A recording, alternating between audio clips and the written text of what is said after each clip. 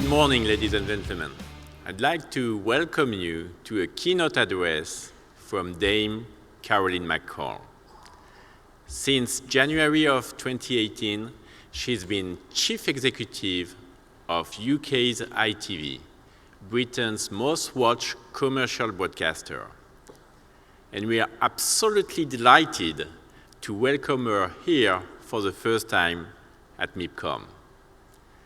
In her remarks, she'll talk about her new More Than TV strategy and the importance of ITV Studios, ITV's global production and distribution business. She'll tell us how ITV is teaming with talent all over the world to create content to a changing media landscape. Carolyn McCall joined ITV from EasyJet, where she was CEO for 8 years. And before that, she made her marks as Chief Executive of the Guardian Media Group. So let's get started. And please join me in welcoming Carolyn McCall and Kate Bulkley, UK journalist and media commentator, who will lead the discussion for us today. Carolyn, Kate, over to you.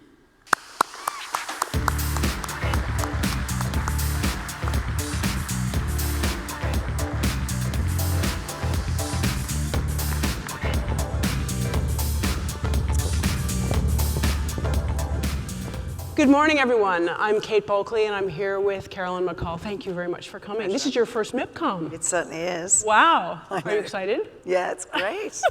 It's good. From the airline industry to the television industry. This is great. Carolyn used to run EasyJet. So Carolyn, we're going to talk about a lot of things, but I want to start really high up, strategic. So broadcasters are under, increasing pressure. You're running one of the biggest, the biggest commercial broadcaster in the UK. All broadcasters around the world are under increasing pressure from competition from the big tech platforms. There's a lot more competition for talent, for programs, for audiences. What bits of the business are you going to lean into? You've joined in January. You said your new strategy is ITV more than TV. What bits of the business are you going to lean into to stand out and compete in this hyper-competitive landscape? So I think we started the new strategy and how we were looking at it from the consumer. I think you have to start from the consumer perspective. And I think this is the golden age of content. Everyone talks about that. So there's an insatiable demand for content. Yes. There's also a lot of demand from consumers about the way they view. And that's where the shifts are happening. Mm-hmm. It's not really around content. Viewers will view content, whether it's on a channel, whether it's on what we call ITV Hub, which is the digital channel effectively, whether it's catch-up, whether it's on-demand.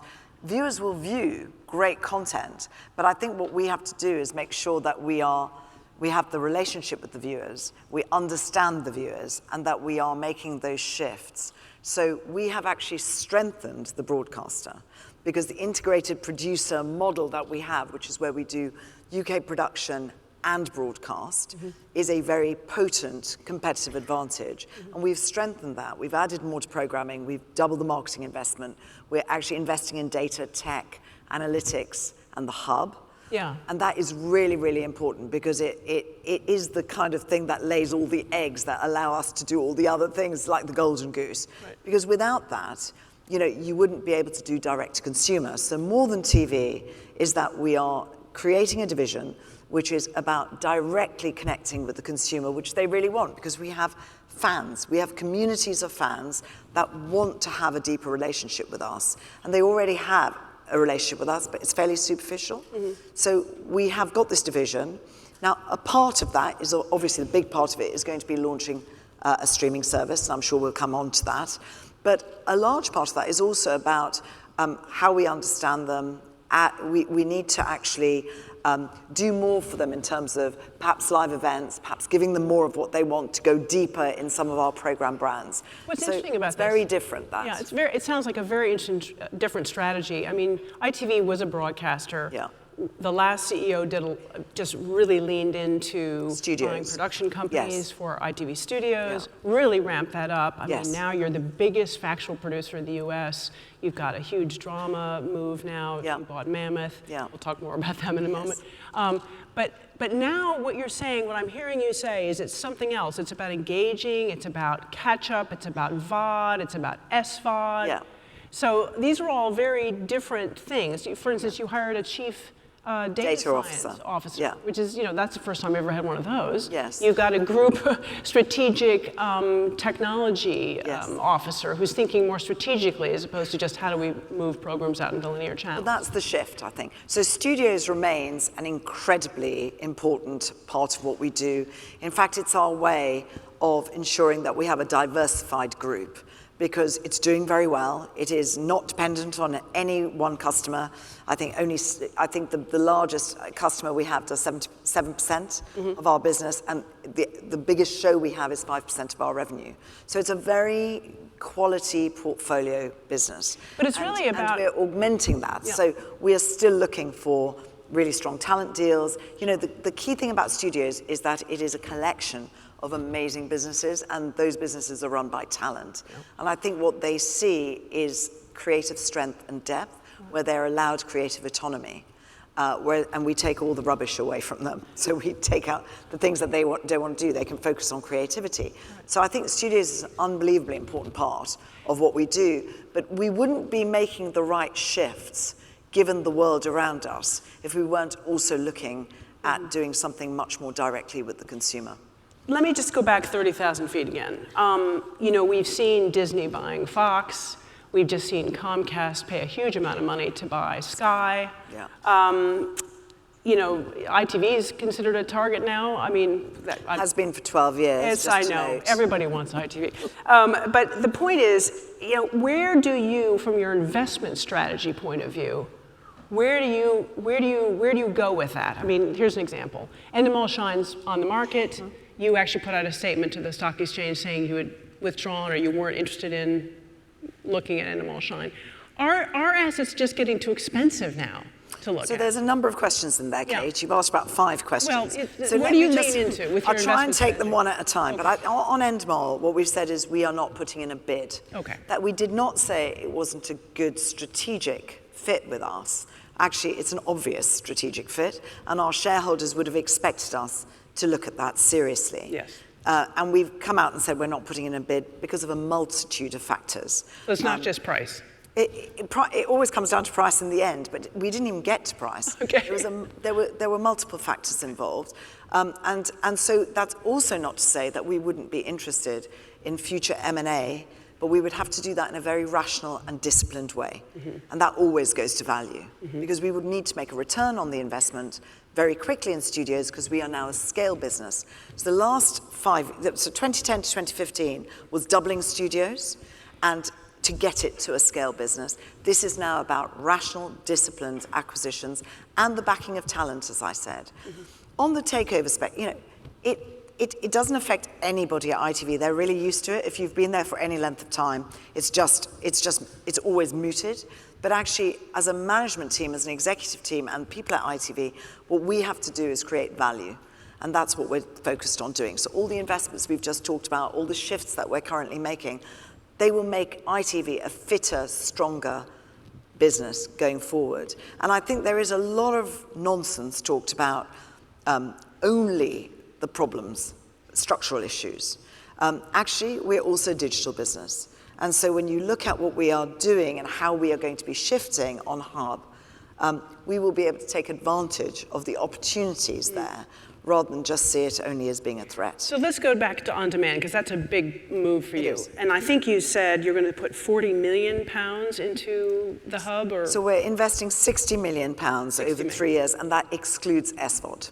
So that is entirely about how we improve the Hub, how we communicate that, and communicate that with our viewers and our consumers, and data tech, analytics, all of that. That's around. So just so people understand, the Hub is basically your catch-up service and your video on-demand service, which is advertising Basically advertising. Yes. So currently, it's a catch-up service, and what it will become is much more of a destination where people want to spend time, because there will be more personalization. You'll be able to have your own bit of it, where it gives you recommendations.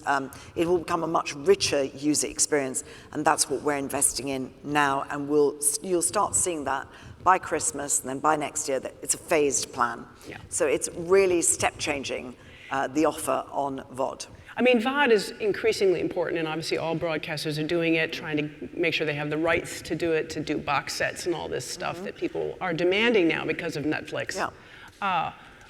Is it, though, in some ways cannibalizing the advertising revenue you're getting on your linear channels? I mean, how do you balance those two? No, you've got linear over here getting advertising, and you've got VOD over here that's attracting advertising. I'll just give you one fact, which I think takes away this thing about cannibalization.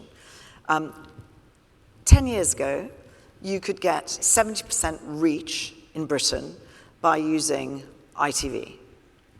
Today, you can get 70% reach by using ITV and Hub.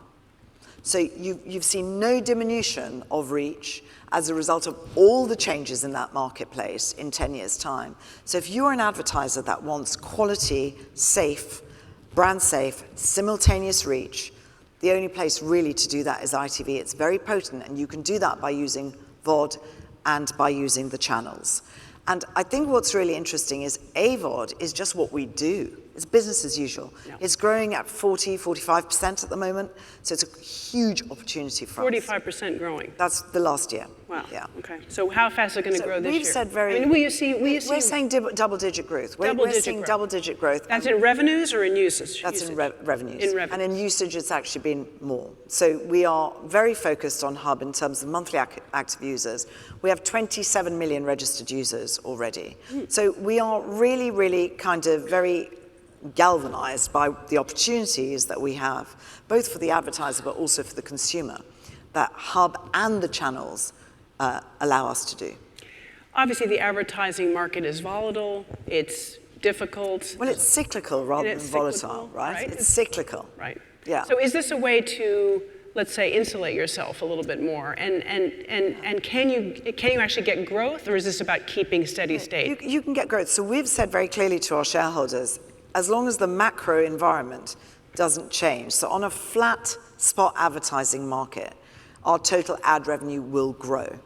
And we've also said that our total viewing, we will be able to hold our total viewing. So if you think about the high base we have, that is, I think, a really good message to shareholders, because it shows that we are actually a structurally sound business. If we can do those two things, we're a very structurally sound business. Where do you see the split coming? I mean, right now you get most of your revenues from TV advertising still, and you're getting more revenues from the ITV Studios bit, the content sales. Yeah, so it's 60-40 split at the moment, about 60% revenue on ads and 40% on studios. Are you happy with that, 60-40? Massive shift. It's a big, big shift. That's a big shift. That's fantastic. That's good. Not because ad revenues are not extremely valuable and high margin revenues, but just because it protects you on the cyclicality of revenue. We do believe that the global content market is going to continue to grow for some time to come, and we've said quite clearly we believe that we can grow at around 5% over 3 years, so CAGR 5%. So that is good. However, the profitability is around 70-30. So there is still a little bit of a way to go, I think. And we would not be... So you're making more profit on the TV advertising. It's a higher margin business. It's a higher margin. So I think what we say is we look at this on a very regular basis, but we don't push it. We don't make acquisitions in studios if they're not the right acquisitions in order to shift that profile. We will make the acquisitions that are right for ITV Studios. So it's not a kind of, we don't set a target on that internally either. But clearly our entire reason for doing more studios acquisitions, if they're right, is to diversify our portfolio. But I think direct-to-consumer does that too. Because for the first time ever, we'll be taking revenue and profit from a completely different pool. We don't really make much money out of consumers today. No, you don't really have a direct relationship. No. So which moves us elegantly on to your SVOD plans. Basically, the idea is to make a Netflix, a British Netflix. Well, not really, no. Okay, well, tell us what the plan is. So, I mean, I think Netflix is Netflix, and what we will do is specific and differentiated for the British market. And I think that, you know, Netflix will say quite a lot that actually they are in competition for people's time. And I think SVOD is all about competing for time. And your competition is very, very different to your normal competition in terms of, you know, whether it's in whichever market you're in, the other broadcasters. This is about making sure, and people have multiple subscriptions, and all the research we've done says, as long as you're doing something distinctive and good value, consumers will pay for more than 1, 2, 3 subscriptions, but there is a limit to what they will do. So I think there is a window in the UK, and I think we have a great opportunity. But we will be learning, and we will be testing, and we will be evolving and iterating what we do. So you'll launch something by when? 2019, sometime in 2019. Yeah. Okay. And it won't, you say it's not going to be a British Netflix. It'll be ITV Studio product? Will it be BBC? Will you work with Channel 4? We've said that we want to work with partners, but it will be ITV-led. And it will be British-originated content, and that's what makes it distinctive. So original commissions? Originated, no, I said British-originated content. And there will, of course, at some point be original content, because I think you have to do that. Right. But we're not saying that we will launch with that. Right. Because I think actually, you know, we're not doing a big bang, this is it, it's perfect, we know what we're doing immediately. This is about kind of testing and making sure that we are listening to viewers and consumers and making sure that we're tailor-making things it has to be differentiated. It's interesting you say that, really because BritBox, which you're a partner in with the BBC in the US, and there's been noise that it may be coming to other markets. Are you basically trying to bring a BritBox type service to the UK, or is it something completely different? See, I think it's different, because BritBox in the US and Canada, as you will know, is it's very distinctive, but it's very niche. So it's for people in America and Canada that only want British content. And I think what's really interesting about that is Good Morning Britain goes on BritBox, and that's because people obviously want Piers Morgan and Susanna. You know, they're kind of starved of that in America. So, I mean, that's really, really very different. You know, it's a niche British service, but it's doing very, very well, and we're very pleased with it, as are the BBC. And I can definitely see that rolling out to the rest, to other markets where that particular service is relevant. I think when you're doing it in your home market, it's not the same, it's not niche.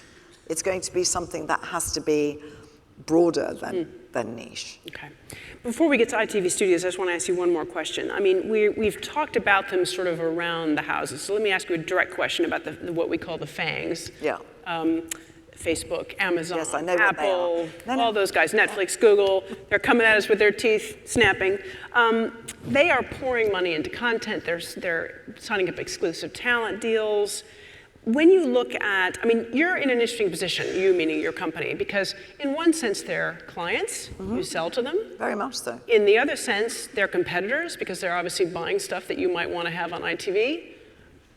How do you deal with the fangs? So I don't think they are enemies. I think they're actually more friends than enemies. One, I think what Netflix has done in terms of content and also getting people to pay. Spotify and Netflix have said to people, if you want this, you need to pay for it. That is a massive shift. When I was at The Guardian, no one was willing to pay for anything. Right. Didn't matter what your news content was like. It was really, really difficult to put that behind a paywall of any description. It's a significant shift for consumers to say, I want to pay for what I want when I want it. And that has been a really positive thing, I think, for everybody. And the whole drive on content is also a positive thing. So Netflix is an important client for us, and they've changed the way consumers view. And we just have to respond to that change. And as I said, I think we're not head-to-head with Netflix. It is all about people's time. And if you make the stuff and it's great, people will view it. Look at Love Island, look at Bodyguard, look at I'm a Celebrity, 8, 9, 10 million, Saturday Night Takeaway, 10 million. You know, these are massive shows.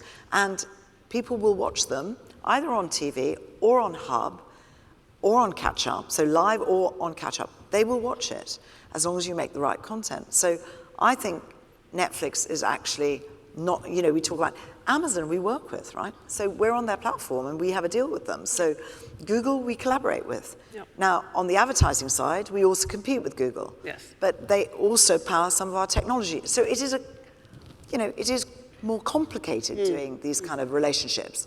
But I think Netflix is more straightforward than Google, for instance. Yeah.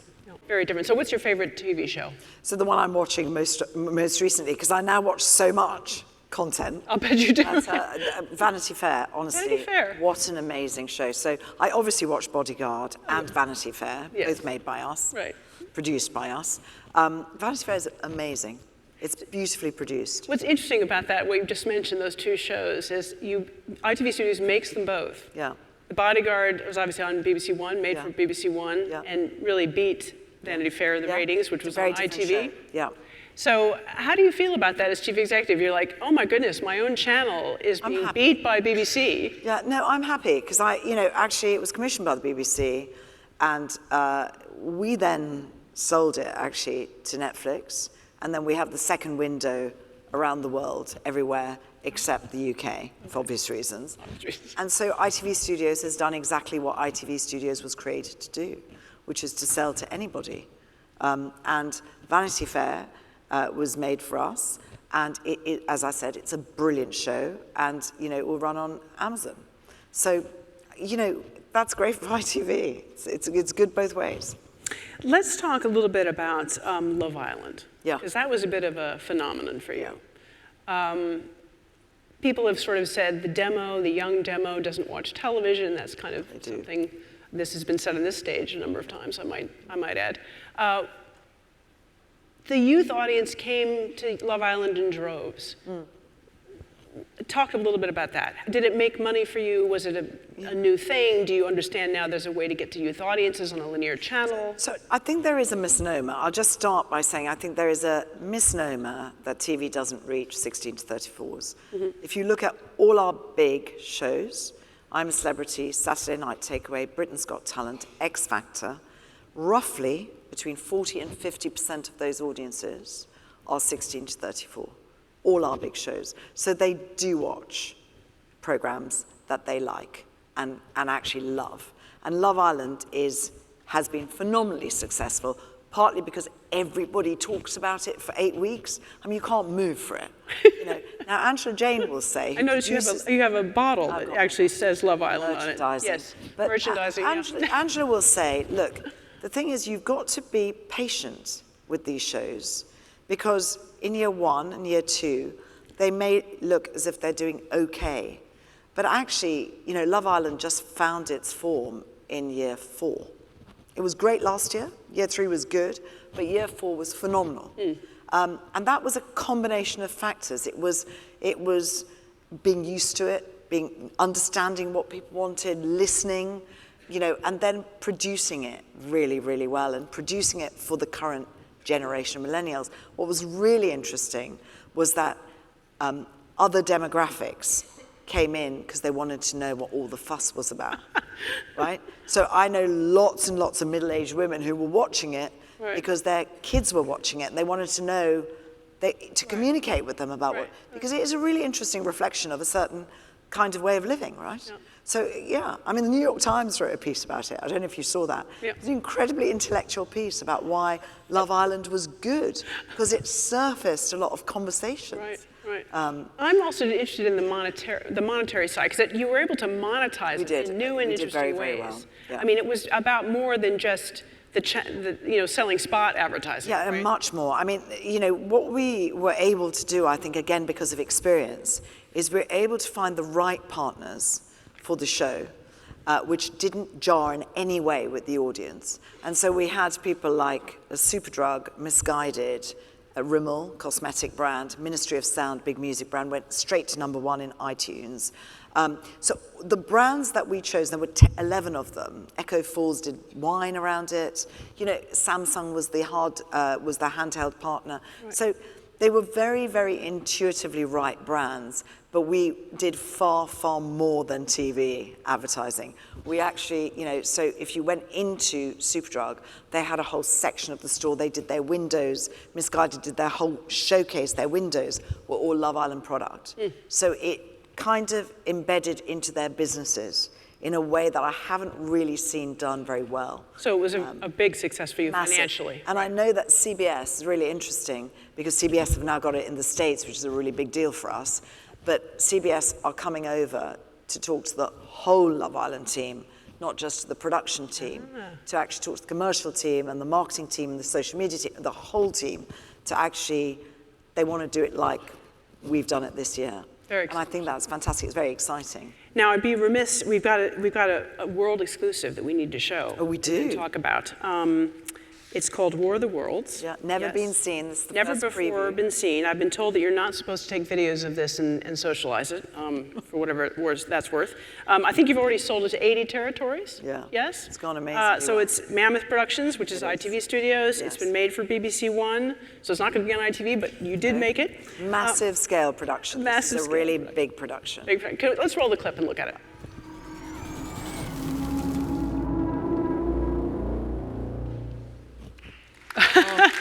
It's terrifying. Wow. So actually, we've got that, and then Mammoth are also doing World on Fire, which is another very big production about World War II and 4 different families, filmed in 4 locations. Catleya doing 000 coming up this year, and then Snowpiercer is the big one in the States, which will run on TNT next year, which is Tomorrow Studios' Marty Adelstein. So we've got some really big things in the pipeline coming up. And some big dramas. I mean, that's a big lush drama. So we have to finish, but I'm just to end this. Looking out, the TV business is obviously going through lots of changes. When you look at that, how do you see the future? What are the things that you think about? What keeps you up at night, or what? So having run a safety business for the last 8 years, not a lot keeps me awake at night, because when you're running an airline, you're always worrying about safety. That's right. I think now it's just about speed. It's about agility, speed, flexibility, making sure you have the right skills, making sure that you're moving in the right direction, and really listening to your consumers. Because I think that one of the things we have as an advantage is that we will use algorithms, but we have that human connection, and we talk to our viewers. So if they go to events of ours, if they come in droves to anything that we do. And so we have that human connection and the ability to understand them and to understand what they want. That is formidably important from an advertiser perspective, but also from an SVOD perspective or a VOD perspective. Yeah. So I think it's just that, making sure you're staying current and you're staying intellectually one step ahead strategically, and being ready to change and respond quickly enough to all the changes that are taking place. I think that's a really significant thing to do. Well, that's a really good note to end on. It's been lovely talking with Thank you, Kate. Wish you all the luck in the world going forward with ITV and ITV Studios. Thank you for listening. Could you please join me in thanking Carolyn McCall, ITV's CEO.